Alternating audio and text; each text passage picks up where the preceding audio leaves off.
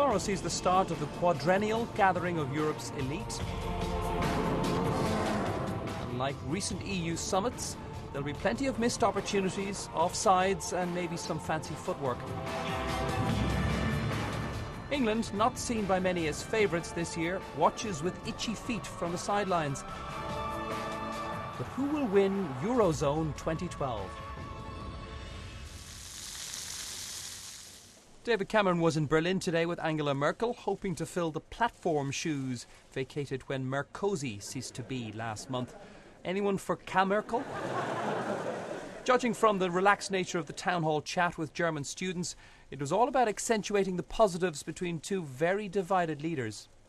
We are strong allies and strong supporters together of the steps that are needed to demonstrate we live within our means of free trade, of free enterprise, of the structural reforms needed to help make Europe grow again. For her part, Angela Merkel was even playing down the gulf that might result from a two-speed EU, which would almost certainly arise if she pursues her goal of more rather than less Europe.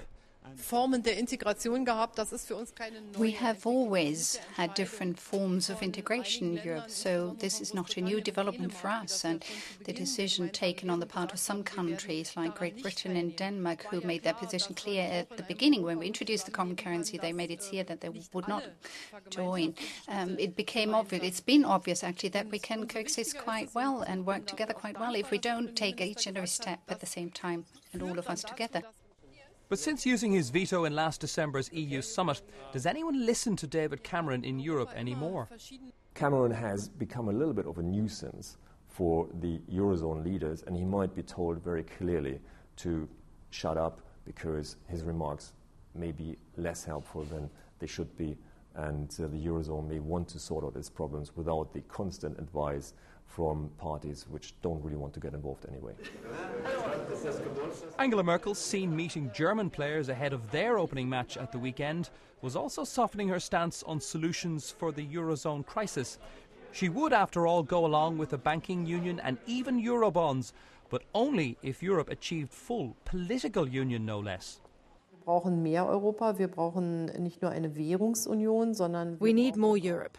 Not just a common currency, but we also need more common budgetary policies. We need a political union. Step by step, we need to hand over power to Europe.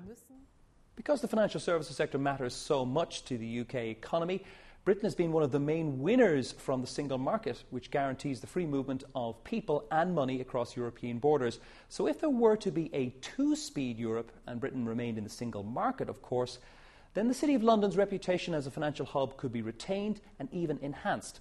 The problem arises, though, after a banking union or a fiscal union, when Berlin and Paris give their banks an ultimatum, which basically says stay in Britain and be dependent on the Treasury here if things go wrong, or pack your bags and bring them all back to Germany and France.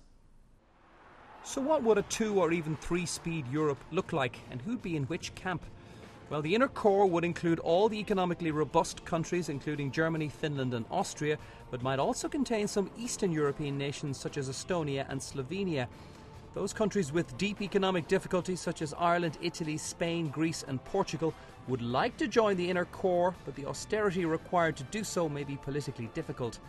Then there's those countries within the EU who aspire to join the euro, including Poland, Hungary and Romania.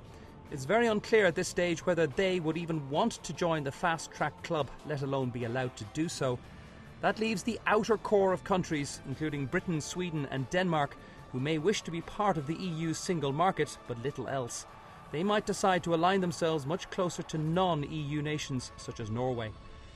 The future of Europe has to be more integrated. There has to be a banking union, what they call an economic union, and possibly in the long run, Eurobonds, so-called. That's collective borrowing. All these changes will require new treaties. New treaties will require a British signature so that the institutions of the EU, like the Commission, can manage the new systems. And they're worried that Mr Cameron will do what he did last December, which was block the use of the EU by vetoing a treaty, and that they therefore have to work outside the framework of the EU. The bookies think that the eventual winners of Euro 2012 will either be Spain or Italy. Greece is certainly not tipped. Their politicians were busy attacking each other on TV ahead of next week's second general election. That could decide the economic fate of an entire continent.